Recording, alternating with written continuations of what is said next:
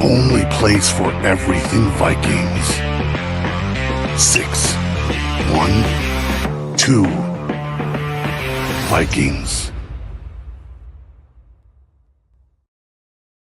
Welcome back to 612 Vikings. I'm your host, Dustin, and it looks like it's just me today on this Christmas Eve or Christmas morning. Whenever you are watching this, regardless, I'm by myself today. So, Drew, my co host, he is busy and just busy doing Christmas stuff with family, and that's fine.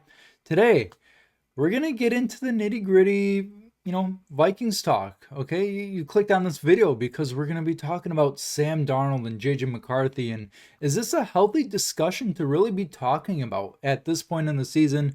We got 2 weeks left. We got the Packer game, we got the Lions game, and then it's the playoffs. So, we're here to talk a little bit about, this quarterback situation going into 2025. So, is this a healthy question to talk about? I think it is, but it also isn't at the same time. It's good to start planning for next year, but at the same time, you want to enjoy the ride with Sam Darnold as we have it right now. Sam Darnold, he's at 3,800 passing yards pretty much, 32 touchdowns, 11 interceptions, 105 quarterback rating. Like that is pretty solid quarterback numbers for Sam Darnold. One of his worst games, I think, for quarterback rating was the Colts game, I believe. Or no, Jaguars. Jaguars was probably his worst game as a Minnesota Vikings. When the Vikings won, they only put up 12 points. And it wasn't really a fun game to watch, I guess. But, when you have Sam Darnold playing great, the rest of the season, that first month with the Giants, the 49ers, the Texans, the Packers, and then into the bye week, the Jets, he played pretty decent against the Lions, almost had 300 yards. He's been a very consistent quarterback throughout this whole season, and that's really what we've been asking for or been wishing for, wanting for this season out of Sam Darnold. And I think it's fair to talk about a possible extension for him, right? So, what would it take to get Sam Darnold back on the Vikings, or what would have to happen for Sam Darnold to come back, right? So, the first thing I think is win multiple playoff games. Something that Kirk Cousins hasn't been able to do, right? Now, that's not a knock on Kirk necessarily. It's just a fact, right? Kirk Cousins got us to the playoffs twice, won one game and lost the other, right? I guess he's taken us, let's see. His first win was in Superdome in against the Saints, and then got blown out at home against the 49ers, right? And then home playoff loss against the New York Giants, which we should have won that game. He played good in that game, but all in all, we're 1-2 in the playoffs with Kirk Cousins, and hopefully Sam Darnold can double that win total and get 2 wins. That all kind of depends on this first round bye too. If the Vikings can get that, we'll have to see. If we get that first seed, I personally don't see it happening. I mean, you got the Packers, the Lions, 2 divisional opponents. You at least you get one of those games at home, so that helps against the Packers. So I think if you win 2 playoff games, I mean, a lot of people are saying, "Oh, get us at least to the Super Bowl." That's hard to do. That is really hard to do. And for Sam Darnold to do that, he's still Sam Darnold. He's not just a magically, a top 10 quarterback all of a sudden. He's going to be that for the rest of his career. He might be. I mean, it's still early, but still, let's be real here. He's not going to be a Pat Mahomes overnight or in one season. He's a very serviceable quarterback one right now for the Minnesota Vikings, and in part to Jefferson, Addison, Hawkinson, Aaron Jones in the run game, all of that stuff. But to make it to the Super Bowl, that's kind of a stretch right now. I say win 2 playoff games. If you win one game on the road, awesome. Kirk Cousins did that, right? So in the Superdome against the Saints, a thrilling playoff game, right? So you win 2 playoff games, and they're going to be on the road too. They are 100% going to be on the road, which I don't agree with the playoff seeding on how that works either. You could be a 13-win team and have to go on the road to someone that doesn't have, they could probably have half the wins, but still, you know what I'm saying is greater teams going to a lesser team on the road. So now with that said too, the Vikings, let's say they finish with 14 wins, right? 13, 14 wins. They're going on the road. They're playing the Falcons, the Buccaneers, the Cardinals, one of those teams. I think the Vikings have a really good chance to win those games. I personally think so. I think that the Vikings can really beat any team at any stadium. Now that doesn't mean they will. I'm just saying that they can. So take that with a grain of salt. It's all kind of, it is what it is. But JJ McCarthy, right? First round pick, we all know that. Projected to flirt with the quarterback 1 position going into the season. Sam Darnold, JJ McCarthy. I think Darnold probably had a 70% chance where JJ had a 40% chance. I think it was a lot closer than a lot of people think, especially during training camp. But, by the time we got to the Lions, the Rams, the Colts, the Jags game, one of those games, I think that JJ McCarthy could have had a decent chance to start. Now, if Sam Darnold played like he has up to those games, I don't think JJ starts at all. Maybe he gets put in the Jaguars game for a little bit, but Darnold came back against the Titans, had 246 yards, 2 tutties, right? And, the Bears, 300 yards, kind of put on a strong performance from there on out. So I don't think we would have seen much of JJ McCarthy anyway. So, but as of next year, what does a contract look like for Sam Darnold? Does he do with the Vikings re-sign him for $40-50 million? I don't see that happening. We just got done doing that, and there's a reason why we let go of someone that was doing that. Kirk, he put up similar numbers. He really did. Kirk put up 4,000 yards a season. Sam Darnold's 300 yards shy of that. It's probably like 230 now, but good 35 to 40 touchdowns a year. A couple picks, 10 to 12 picks a year. That's what Kirk Cousins was. He was a very solid quarterback. Sam Darnold's putting up similar numbers, right? Now, it'd be foolish of the Vikings to give Sam Darnold $40 to $50 million a year. I personally would welcome Sam Darnold back on a cheaper deal. I don't know what that would look like. I don't know what's fair. I'm not a capologist. I have no idea what I'm talking about with the cap, if I'm being honest. So we'll see what that looks like. Maybe a 15 to $20 million deal, kind of like what Baker got. Not with his new contract, but the contract before when he got to Tampa Bay. What does a contract look like for Sam Darnold? I don't mind JJ McCarthy sitting another year if Darnold's going to put up these type of numbers, be this consistent, get us 13, 14, 15 wins in a season. If he can do that again, re-sign Sam Darnold. But the problem is we don't know that. We don't know that.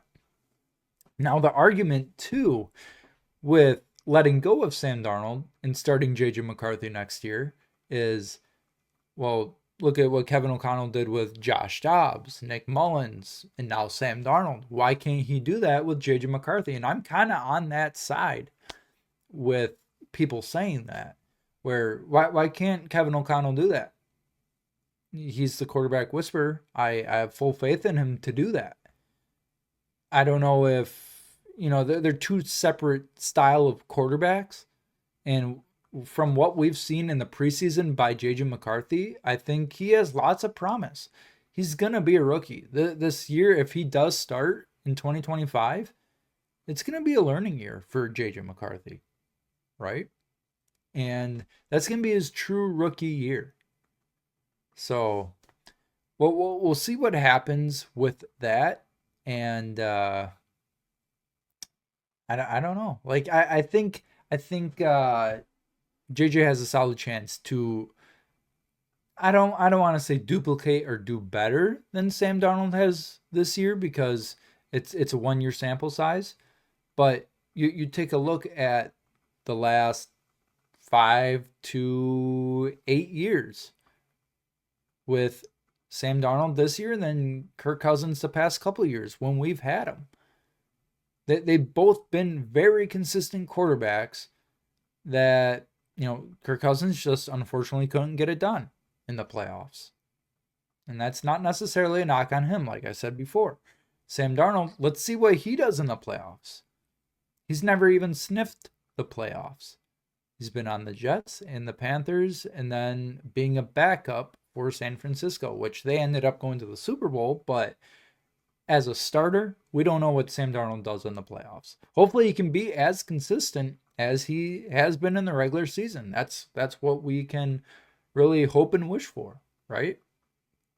So we'll see how he does in the playoffs. I know I'm kind of a broken record with that, but that's kind of what you have to judge it off of. What can he do in a rebuilding year, right? So the Vikings are in a rebuilding year, competitive rebuild. This is what the competitive rebuild is for the Minnesota Vikings. Is you're letting go a lot of your cap space, your aging quarterback, your aging star defensive end in Danielle Hunter, right? You lost both of those pieces and you get so much more in return. You get Sam Darnold on a $10 million top for 1 year. That opens up so much more, right? You get Andrew Van Ginkel, Jonathan Grenard, both top 5 or 6 in sacks in the whole NFL. Grenard is leading or top 5 in pressures in the whole NFL too. And if you ask me, they're both all pro caliber defensive ends, edge rushers, right? You get a couple other players like Cashman. You get, Shaquille Griffin, Stephon Gilmore. You get a couple other pieces because you open up salary cap space. So what can we do next year? We have a lot of free agents next year too. A lot of key free agents. Sam Darnold. You got a couple others I can't think of right now, but a lot of guys that are on one year contracts. You got Byron Murphy, Cam Bynum, a couple guys on your defense. Those two are pretty solid pieces. And I've heard rumors that Byron Murphy is kind of more of a priority over Cam Bynum, which I don't necessarily agree with. I really like Cam Bynum. Bynum and Smith. Let's say you lose both of those next year. Smith retires, Cam Bynum goes to a new team. Who are your safeties now? Theo Jackson. You got Bobby McCain. I don't think he's coming back, but you got Josh Metellus. He's really he's a safety, but he's also a roamer. He doesn't have a true position. And you can't really just keep him at safety without having some more depth behind that. Jay Ward, he's still kind of unproven. You got, a couple other scrappy guys too. But you lose those two guys and what do you have? You can't use Josh Metellus to his full potential. Theo Jackson, he's kind of a good role player. Cam Bynum, I think he's definitely a priority for this Vikings team. And then Byron Murphy, I think he's second. You got to have corners. A lot of your corners are also going to be gone next year. So this is a whole nother topic for another video too. But I just want to stay on the quarterback situations, and we'll see what happens. I think it's better to talk about it once free agency hits, once the draft hits. Who is going to be the starting quarterback for the 2025 season? Well, we'll just have to see and find out. See what the Vikings want to do. I think if Sam Darnold comes back, it's going to have to be on a cheaper deal. Uh, he's going to have the, how do I want to phrase this? I guess not mentality, but just a back door for JJ McCarthy to possibly start. Hey, Darnold, you have a short leash. I know you did really well last year. JJ McCarthy, he's our first round pick. Still has a chance to start. Let's see what he has. Because, like I said before, I don't mind if JJ sits one more year. 2 years is fine. But I think he has I think he's ready. I think he's ready to start if he had the chance. Without his knee injury, I think he plays a couple snaps already this year. The Jaguar game, the Titans game, possibly. There's really not too many other games where JJ would have came in. I mean, outside of the Rams game, or let's see, what game was it? The Jets, when Darnold came out for a snap. I think it was the Giants game, if I recall, where, excuse me, where Darnold comes out for a snap, and then Mullins has to come in and just throws a bomb down the field, and it happens to be Aaron Jones every time too. So I don't know. I think that JJ McCarthy definitely has a chance to start. So we'll see. Like I said, we'll see what happens in 2025. I kind of want to just kind of gauge your guys' interest on this. What do you guys think will happen in 2025? Do you think it's fair to talk about this right now as we're having fun watching this 2024 Vikings team with Sam Darnold playing really well? Does Sam Darnold get another contract with the Vikings, or do they say, hey, you played awesome for us, go get that bag? JJ McCarthy's our first round pick. We're going to start him. He's ready. He has a playbook in and out. He's been studying on the sidelines. He's been in the games, on the sidelines, and we'll have another training camp to play in. Just hasn't played in a live game yet. That counts. Preseason, but we'll just have to see. When we get to that bridge, once we get closer, I think this will be more of a heavy topic to talk about, and we'll find out in a couple months, March, April, somewhere around there.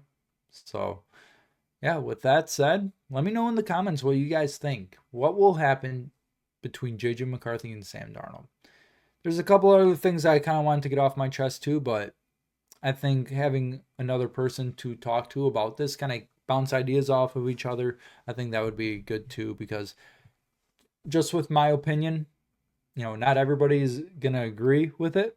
So you guys might have your own opinion. You guys might want to have Sam Darnold start next year and sign him to $50 million and trade JJ McCarthy. I personally don't agree with that, but maybe that's what you guys want to do. And that's what's great about opinions. So with that said, let me know what you guys think in the comments below, and we will see you guys in the next episode. Skol Vikes.